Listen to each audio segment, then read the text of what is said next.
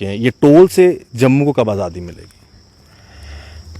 अब ये मत कहिए कि डेवलपमेंट के लिए टोल जरूरी। बड़ी बात और छोटा मुंह, छोटी बात और बड़ा मुंह। ये टोल अल्टीमेटली मेरा फ्यूल कम रह रहा है, टोल इसलिए लग रहा है। मेरा टाइम बच रहा है, टोल इसलिए लग रहा है। मेरी गाड़ी की सेफ्टी इसमें है, टोल इसलिए रहा है। मेरे एक्सीडेंट कम हो रहे हैं, टोल इस वजह से है। टोल क्या ऐसा सब कुछ होता है? बिल्कुल होता है। कब हुआ सर? कब हुआ मुझे बताइए, ऐसा कब हुआ? टोल प्लाजा के ऊपर अगर कोई अपनी फैमिली के साथ जा रहा हो, वहाँ पर इतनी गुंडागर्दी है, शायद आपकी गाड़ी को नहीं रोकते होंगे बीइंग ए फॉर्मर एमएलए, लेकिन आम आदमी की गाड़ी के साथ और लोगों के साथ इतनी बदतमीज़ी की जाती है, गाली गलौज तक होता है। और वहाँ पर पुलिस भी टोल प्लाजा के ही लोगों को की सेफ्टी के लिए, आम लोगों के लिए नहीं है। मेरा ये तो अपने तौर पे मानना है कि अगर हमें डेवलपमेंट चाहिए तो फिर टोल देना पड़ेगा। बिल्कुल। आप जो बात बोल रहे हो कि अगर कोई एक्सीडेंट होता है तो टोल वाले देखते हैं, मुझे अभी तक की मेरी जर्नलिज्म में मैंने आज तक कोई ऐसा केस कवर नहीं किया जहां पर नेशनल हाईवे पे एक्सीडेंट हुआ हो और टोल प्लाजा वालों ने उनको जाके हॉस्पिटल तक पहुंचाया। ऐसा कभी नहीं हुआ। ये दोष उसके बदले लोगों के साथ बदतमीजी, गाली गलौज और गुंडागर्दी जरूर होती है। अगर हमें डेवलपमेंट चाहिए तो टोल लगना ही है। अगर हमें सड़क हमें प्रॉपर मेंटेनेंस चाहिए तो फिर टोल लगना ही है। अगर हमें नेशनल हाईवे पे नेशनल हाईवे पे अभी कटरा में आ रहा था ना, तो एक दो वार्ड्स की ना गलियां बड़ी खराब थी। अब वो गलियां ठीक करने के लिए क्या उन गलियों के बाहर भी टोल लगाना पड़ेगा? प्रधानमंत्री ने खुद यहाँ पर एक रैली में कहा था कि वो बारीदारों का मसला हल करेंगे अगर वो प्रधानमंत्री बनते हैं।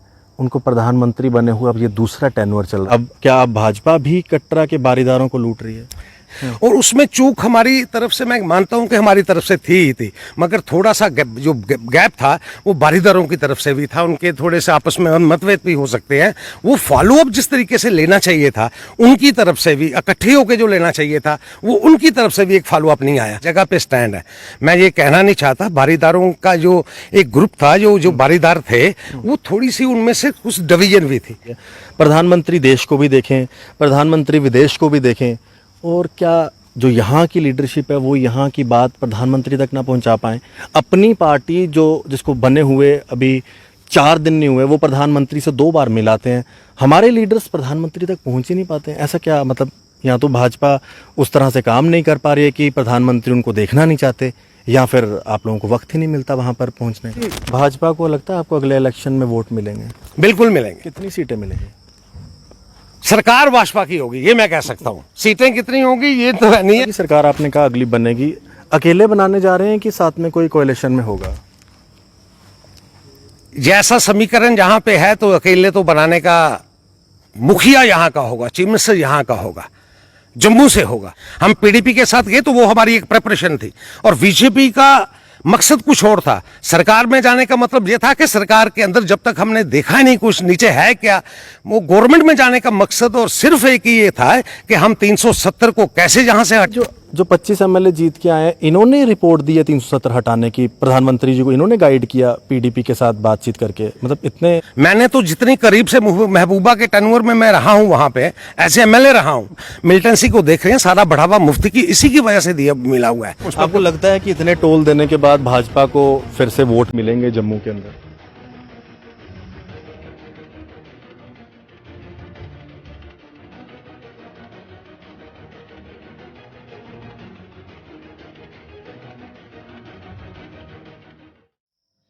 नमस्कार, आप लोग देख रहे हैं जेके मीडिया, और आज मेरे साथ बात करने के लिए जो शख्सियत मौजूद हैं उनका नाम है बलदेव राज शर्मा जी, जो कि एमएलए रह चुके हैं कटरा रियासी में, और आज हमारे साथ बात करने के लिए मौजूद हैं। भाजपा के एक दिग्गज नेता हैं, काफ़ी लंबा इनका जो है एसोसिएशन रही है भाजपा के साथ, और हम कई सारी आज बातें करेंगे जो कि कटरा रियासी से जुड़ी हुई तो होंगी ही, उसके अलावा भी भाजपा को लेकर कई सारी और बातें भी होंगी जो जनता चाहती है कि भाजपा के नेता जवाब दें।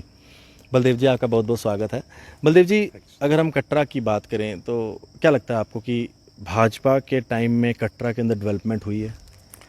भाजपा के टाइम में जो कटरा की डेवलपमेंट हुई है, आपका उसका कोई साइन ही नहीं है। मैं ये कह सकता हूँ कि थ्रू आउट हिंदुस्तान में जो एक टूरिस्ट सेंटर के होने के साथ और एक श्राइन होने के साथ जो तवज्जो सेंट्रल गवर्नमेंट ने और ख़ास तौर पे भाजपा ने दी है, वो आज तक कभी नहीं हुई। उसका पहला उदाहरण तो मैं ये दूंगा कि 6 लेन जो है कटरा के लिए बन रही है। जो 6 लेन जो बनेगी वो यहाँ से आप अमृतसर से आके आप कटरा आएंगे, और जो आपको 14 घंटे या 13 घंटे बाई रोड या बाई बस के ज़रिए से बाई कार के जरिए आपको लगते थे, वो आपका सफ़र 6 घंटे का होने वाला है। उसी के साथ साथ ही माता वैष्णो देवी श्राइन बोर्ड से जुड़ी हुई बाकी व्यवस्था के लिए, यहाँ का बस स्टैंड की बात हो, यहाँ के टूरिस्ट रहने की बात हो, यहाँ का एक सर्किट टूरिज्म का जो हो, उस पर सब जगह पे भाजपा ने फोकस किया है। और भाजपा के आने के बाद खास तौर पे हिंदू श्राइन जो जिसको हम मान के चलते हैं, जो Hindu shrine second highest shrine है ये हमारी हिंदुस्तान की, इसके ऊपर बहुत ध्यान दिया गया है भाजपा के आने के बाद। बारीदारों का मसला भी इसी श्राइन के साथ जुड़ा हुआ है। प्रधानमंत्री ने खुद यहाँ पर एक रैली में कहा था कि वो बारीदारों का मसला हल करेंगे अगर वो प्रधानमंत्री बनते हैं। उनको प्रधानमंत्री बने हुए अब ये दूसरा टेन्योर चल रहा है, अभी तक बारीदारों का मसला पूरा नहीं हो चुका है।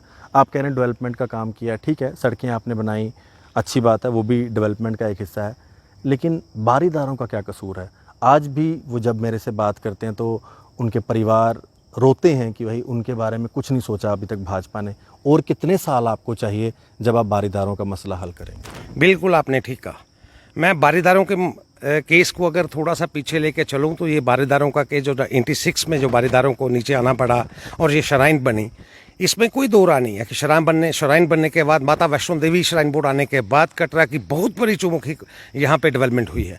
और उसी के साथ साथ अगर आप देखें तो यात्रा का जो इजाफा है, जो 12 लाख की 13 लाख की यात्रा थी वो 1 करोड़ तक भी वहाँ पे पहुँची है।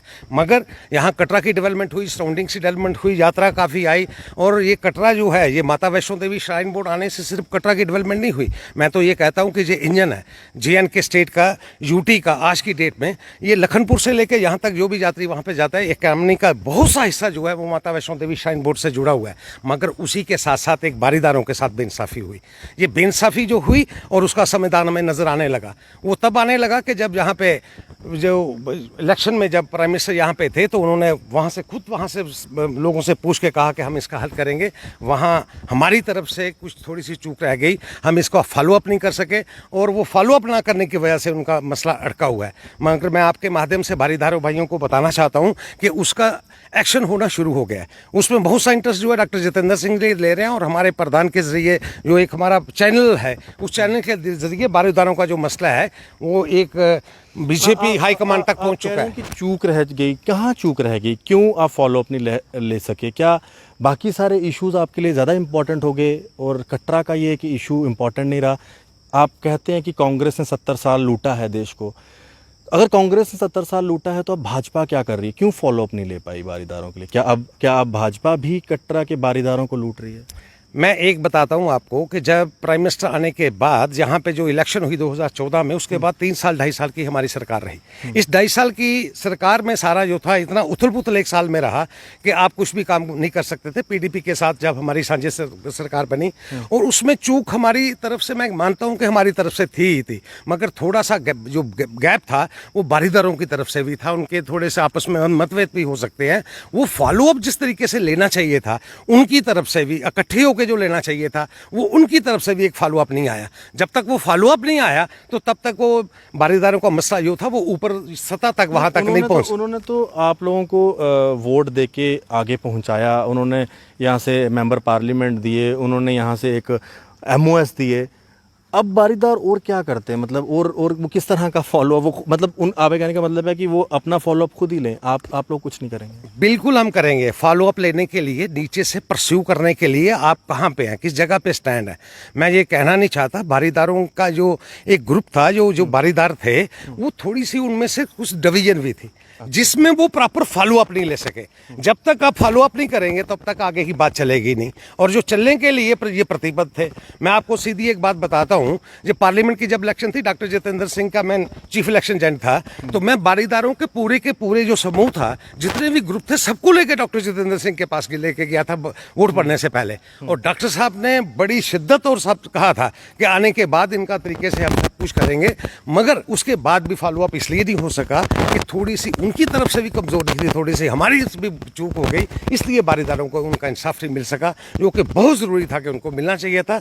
यहाँ के प्राइम मिनिस्टर की कमिटमेंट थी, उसके बाद उनको मिलना चाहिए था, और मुझे लगता है कि वो प्रोसेस अब शुरू हो गया है। बारीदारों मैं जब भी ना बारीदारों से बात करता हूँ, उनका हमेशा यही कहना होता है कि प्रधानमंत्री तो अपना काम सारा कर रहे हैं, लेकिन यहाँ की लीडरशिप जो है वो प्रधानमंत्री तक अपनी आवाज़ ही नहीं पहुँचा पाती है।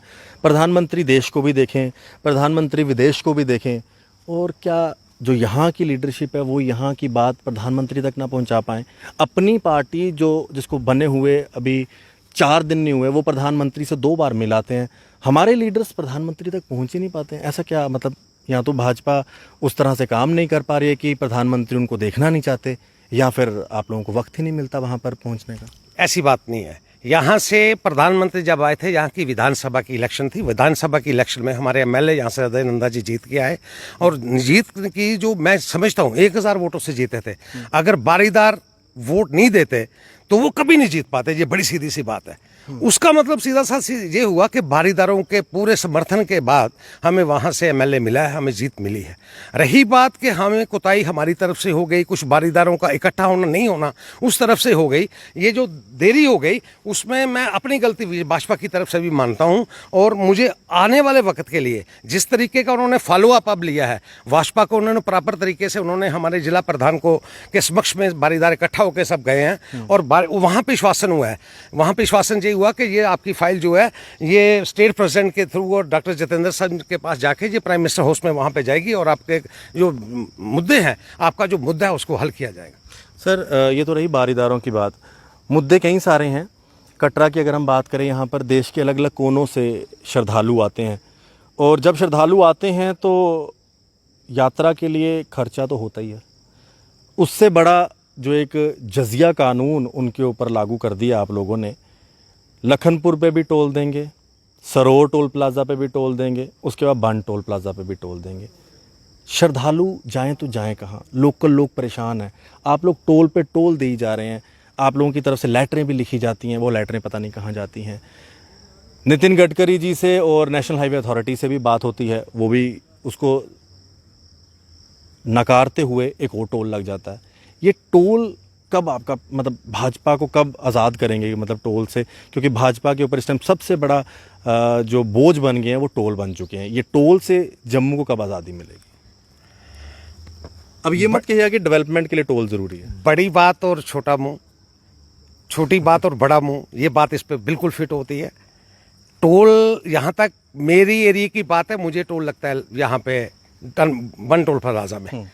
बन टोल प्लाजा में जो टोल लगता है वो कटरा वासियों को सिर्फ अगर पासिस के जरिए लगता है। With in the radius of 20 kilometre मुझे 280 रुपये सिर्फ देने हैं, और मुझे महीना भर के लिए गाड़ी यहाँ से ले जानी है। रही बात जे, मैं आपको अब कटरे की बात बताऊं, जब तक ये सड़कें नहीं थे, ये हाईवे नहीं थे, मैं कभी भी आपने भी कभी एक्सपीरियंस किया होगा, हम लोगों को कई बार वो सकरी सड़कों से जम्मू से यहाँ तक आने के लिए कई बार 8-8 घंटे लगते थे। और कई बार कटरा वासियों को मुझे पूरा याद है कि हम शाम को 6 बजे अगर जम्मू से निकले तो सुबह 4 बजे कटरा में पहुँचते थे, इतना बुरा हाल था। मेरा जे तो अपने तौर पे मानना है कि अगर हमें डेवलपमेंट चाहिए तो फिर टोल देना पड़ेगा, मगर टोल जायज़ देना पड़ेगा। अगर हमें डेवलपमेंट चाहिए तो टोल लगना ही है। अगर हमें सड़क हमें प्रॉपर मेंटेनेंस चाहिए तो फिर टोल लगना ही है। अगर हमें नेशनल हाईवे पे नेशनल हाईवे पे अभी कटरा में आ रहा था ना, तो 1-2 वार्ड्स की ना गलियां बड़ी ख़राब थी। अब वो गलियां ठीक करने के लिए क्या उन गलियों के बाहर भी टोल लगाना पड़ेगा? नहीं, ऐसा नहीं है। वो अगर गलियां खराब है, म्यूनसिपल कमेटी कटरा की ऑल टुगेदर, वो नेशनल हाईवे और म्यूनसिपल कमेटी जो है ऑल टुगेदर डिफरेंट इशू है। यहाँ की गलियां अगर खराब हैं तो ये एक उसका सबसे बड़ा कारण लॉकडाउन है। 5 महीने से यहाँ पे ना आपको रेता मिल सकता है, ना बजी मिल सकती है, ना यहाँ पे लेबर मिल सकती है, ना मजदूर मिल सकती है। ये म्यूनसिपलिटी का काम है, ये केडीए का काम है गलियों के लिए और यहाँ के लिए, और गलियों और उसके लिए ये जो आप जो देख रहे हैं, ये लॉकडाउन ठीक होने के बाद जो गली हैं उसको एड्रेस भी कर रही है। आपको लगता है कि इतने टोल देने के बाद भाजपा को फिर से वोट मिलेंगे जम्मू के अंदर? ये टोल की नोटिफिकेशन थ्रू आउट कंट्री काम करती है। टोल सड़कें गडकरी के आने के बाद, हमारी सेंट्रल सरकार आने के बाद कितनी रूट्स का नेटवर्क बना है, तो मैं आपको डिटेल अगर बताऊं, वहाँ जो 1% बनती थी आज 100% बनती है। ये टोल अल्टीमेटली मेरा फ्यूल कम रहा है, टोल इसलिए लग रहा है, मेरा टाइम बच रहा है, टोल इसलिए लग रहा है, मेरी गाड़ी की सेफ्टी इसमें है, टोल इसलिए रहा है, मेरे एक्सीडेंट कम हो रहे हैं, टोल इस वजह से है। मेरी खास तौर पे मेरे टाइम की जो बचत, और उसके बाद की बात कि अगर नेशनल हाईवे पे कहीं एक्सीडेंट हो जाता है तो वो टोल वालों की जिम्मेवारी है कि आपका वो सुध ले, आपको एड्रेस करे। ये सारी चीजें मिला के टोल। क्या ऐसा सब कुछ होता है? बिल्कुल होता है। कब हुआ सर? कब हुआ मुझे बताइए, ऐसा कब हुआ? टोल प्लाजा के ऊपर अगर कोई अपनी फैमिली के साथ जा रहा हो, वहाँ पर इतनी गुंडागर्दी है, शायद आपकी गाड़ी को नहीं रोकते होंगे बीइंग ए फॉर्मर एमएलए, लेकिन आम आदमी की गाड़ी के साथ और लोगों के साथ इतनी बदतमीज़ी की जाती है, गाली गलौज तक होता है, और वहाँ पर पुलिस भी टोल प्लाजा के ही लोगों को की सेफ्टी के लिए, आम लोगों के लिए नहीं है। बिल्कुल। आप जो बात बोल रहे हो कि अगर कोई एक्सीडेंट होता है तो टोल वाले देखते हैं, मुझे अभी तक की मेरी जर्नलिज्म में मैंने आज तक कोई ऐसा केस कवर नहीं किया जहां पर नेशनल हाईवे पे एक्सीडेंट हुआ हो और टोल प्लाजा वालों ने उनको जाके हॉस्पिटल तक पहुंचाया। ऐसा कभी नहीं हुआ। ये दोष उसके बदले लोगों के साथ बदतमीजी, गाली गलौज और गुंडागर्दी जरूर होती है। मैं बिल्कुल आपसे इत्तेफाक रखता हूँ। ये दो इशू है। एक इशू ये है कि नेशनल हाईवे अथॉरिटी की क्या जिम्मेवारी है। एक जो इशू है कि यहाँ पे जो ठेकेदार बैठा है उसका व्यवहार कैसा है। ठेकेदार गलत हो सकता है, उसका स्टाफ गलत हो सकता है और बहुत बदतमीजी से बात करते हैं, वो भी बिल्कुल आपकी बात ठीक है। इस चीज़ को एड्रेस करने की जरूरत है और इसको ठीक करने की बिल्कुल कौन करेगा? भाजपा की सरकार करेगी, हम लोग करेंगे, हम करेंगे, इसमें कोई बड़ी बात नहीं है। अगर नहीं, ये इंसिडेंट जो होते हैं ना कहीं जो होते हैं वो लाइमलाइट में भी जब आते हैं, तो कोई ठेकेदार अगर खराब है तो वो आ जाके वो टोल के ऊपर सारी बात नहीं आती। ठेकेदार के खिलाफ या वहाँ की पुलिस के खिलाफ जो सारी चीज़ें, वो एक रैकेट ज़रूर है। जो आप कह रहे हैं वो एक रैकेट ज़रूर है। इस रैकेट को तोड़ने की ज़रूरत है और हमने संज्ञान में इसको लिया है। ये सारी चीज़ें नोटिस में भी लाई हैं। इसके लिए कोई लेटर लिखी है? लेटर क्या है, यहाँ पे रोज अगर कोई बदतमीजी होती है तो या कोई बात होती है मेरे नोटिस में आती है तो मैं बिल्कुल उसको एड्रेस करता हूँ। मैं अपनी आपको बताता हूँ। मेरा आप कह रहे हैं कि अगर रोड अच्छी चाहिए टोल देना पड़ेगा, सेफ्टी चाहिए टोल देना पड़ेगा, गाड़ी की अगर आपने गाड़ी आपको ठीक चाहिए तो आपको टोल देना पड़ेगा, एक्सीडेंट होगा तो आपको टोल देना पड़ेगा। इन सब चीज़ों के लिए आप कह रहे हो कि आपके संज्ञान में आया। मुझे तो नहीं लगता कि आज तक कोई ऐसी चीज़ भाजपा किसी लीडर ने एड्रेस की हुई है। अभी नेशनल हाईवे कोई भी टोल, यहाँ पे नेशनल हाईवे पे यहाँ से टोल लेते हैं, उसकी जुरिडिक्शन में अगर आप देखेंगे तो वहाँ पे उनकी पिकअप वैन रहती है, वहाँ पे उनकी एम्बुलेंस रहती है, और विद इन नो टाइम अगर एक्सीडेंट होता है आप देखेंगे कि वो सारे के सारे टेलीफोन नंबर सबको लिखे हैं। मैं आपकी बात से बिल्कुल एक बात मानता हूँ कि जो ठेकेदार हैं, जो पुलिस की बिली बकत है, कहीं ना कहीं पे ओवर चार्जिंग गाड़ियों से, वो तरीके से कहीं ना कहीं ऐसा भी होता है कि आपका पास है और पास के अलावा भी आपके पैसे कट रहे हैं, वो कि गलत है यो। और मैंने उसकी शिकायत यहाँ पे खास तौर पे नगरोटा के जो वहाँ पे एसडीओ पे है उनको की थी, यही कि कुछ गाड़ी का, क्योंकि उनके अकाउंट में अगर पैसे भी हैं तो पैसे भी कट जाते हैं और टोल की वो जो पास है उसके पैसे भी कट जाते हैं। ऐसी धांधली है, उनको एड्रेस करने की जरूरत है और हम करते भी हैं अगर कोई हमारे संज्ञान में बात आती है। मंदिर जी, भाजपा को लगता है आपको अगले इलेक्शन में वोट मिलेंगे? बिल्कुल मिलेंगे। कितनी सीटें मिलेंगी? सरकार भाजपा की होगी, ये मैं कह सकता हूँ। सीटें कितनी होंगी ये तो नहीं है, मगर सरकार भाजपा की होगी। यहाँ पे बिना सरकार इसके नहीं होगी यहाँ पे सरकार। किन किन चीज़ों को लेकर आप जनता में जाएंगे जो आप दावा कर रहे हैं कि आपकी सरकार होगी? अनएम्प्लॉयमेंट आपके सामने है, 50,000 नौकरियाँ सत्यपाल जी लेके चले गए, 10,000 नौकरियाँ अभी तक ग्राउंड पे नहीं है। नए गवर्नर साहब भी आए हैं, टोल प्लाज़ा आपके सामने हैं, लोगों का जो इस टाइम उनकी स्थिति है, इकॉनमी क्लास सारी की सारी उनकी स्थिति गिर चुकी है। किस तरह से आपको लगता है कि आपकी सरकार बनेगी? क्या इंडिया पाकिस्तान की ही बातें करके या फिर डेवलपमेंट की बात पे ये सरकार बनेगी? और मैं आपको बताना चाहता हूँ कि ओवरऑल सीन में अगर आप देखें, जो महामारी जो आई है, जो बीमारी जो कोविड-19 आई है, ये एक वर्ल्ड में आई है और पूरे हिंदुस्तान में आई है। इकॉनमी की बात करें, नौकरियों की बात करें, वो बिल्कुल आप ठीक कह रहे हैं, वो गई हैं। मगर मैं 2008 से लेकर 2014 तक मेंबर असम्बली रहा हूँ। मैंने assembly as a member assembly होने के नाते मैंने बड़े करीब से कश्मीरी एडमिनिस्ट्रेशन को भी देखा और कश्मीर की सियासत को भी देखा और जम्मू की सियासत को भी देखा है। और मुझे इस बात में कहने में कोई हर्जा नहीं। जब ये लोग रूल करते थे तो हमारे एमएलए, मैं अपने आप को खुद महसूस करता हूँ कि ठगा हुआ महसूस करते थे कि हम कहीं एमएलए स्टैंड ही नहीं करते थे कि कश्मीर के एमएलए के मुताबिक या इनके दूसरे लोगों के मुताबिक। ये जो बराबरी की बात हुई है दफ़ा 370 और 35 से हटने के बाद जो सारा सीन परिपक्ष में चेंज हुआ है, सबसे बड़ी डेवलपमेंट यही है।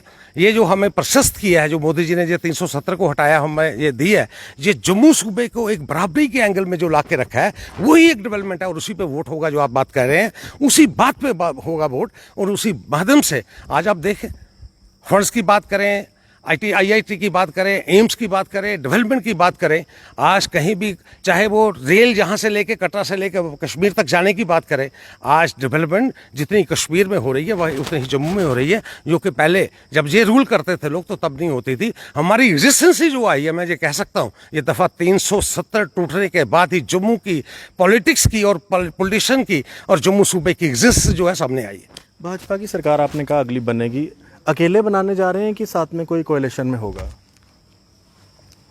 जैसा समीकरण जहां पे है तो अकेले तो बनाने का, मुखिया यहाँ का होगा, चीफ मिनिस्टर यहाँ का होगा, जम्मू से होगा।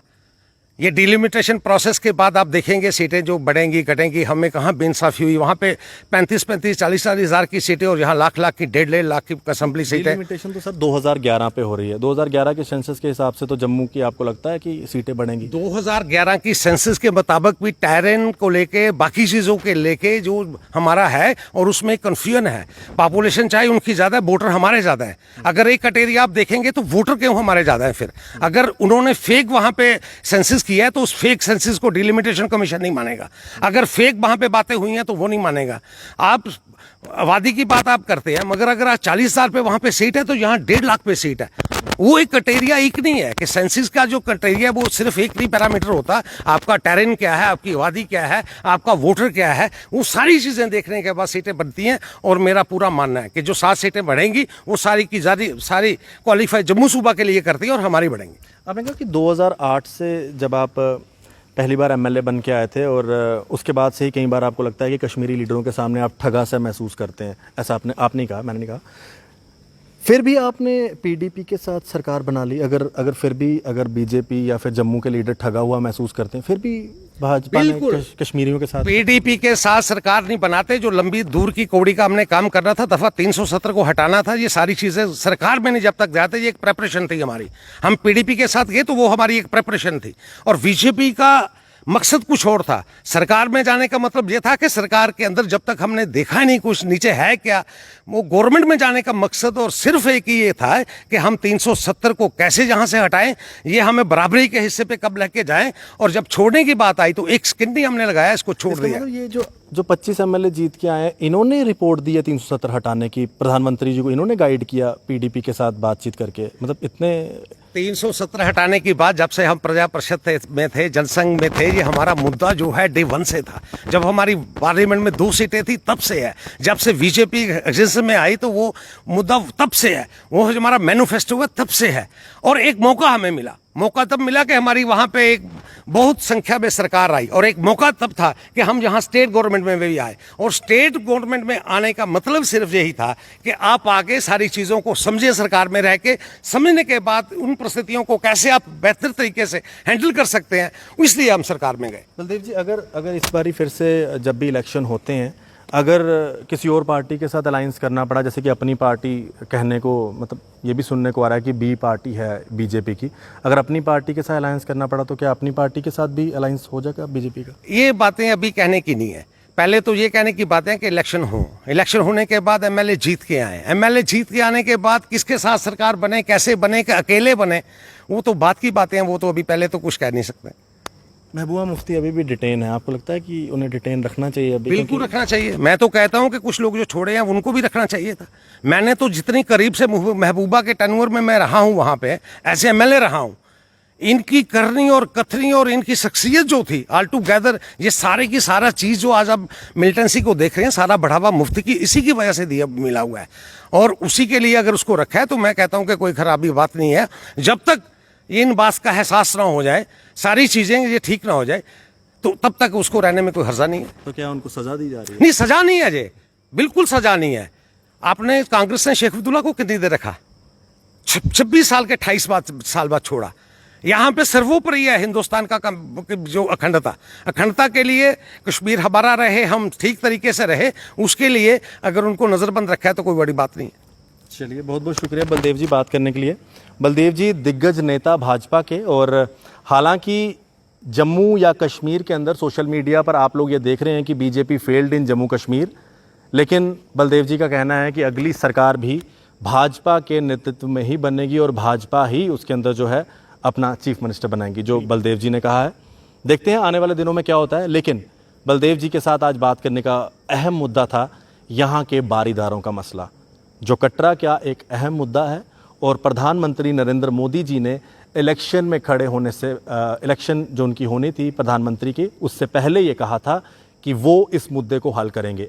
आज प्रधानमंत्री जी का दूसरा टेन्योर है, लेकिन अभी तक वो मुद्दा पूर्ण रूप से जो है हल नहीं हुआ है। अब इसके पीछे जिम्मेवार कौन है वो आप अच्छे से जानते हैं, और जिम्मेवारी उनको लेनी भी चाहिए। ये तो मैं हक से कहूँगा कि जो लोग जिम्मेवार हैं उनको जिम्मेवारी लेनी भी चाहिए। और हाँ, बारीदार जितने भी इस वीडियो को देख रहे हैं, अगर उनको लगता है कि वो खुद फॉलोअप नहीं ले पाए तो अपना कमेंट इस वीडियो में रख सकते हैं। आशीष कोहली, जेके मीडिया के लिए, कटरा से। जय माता दी।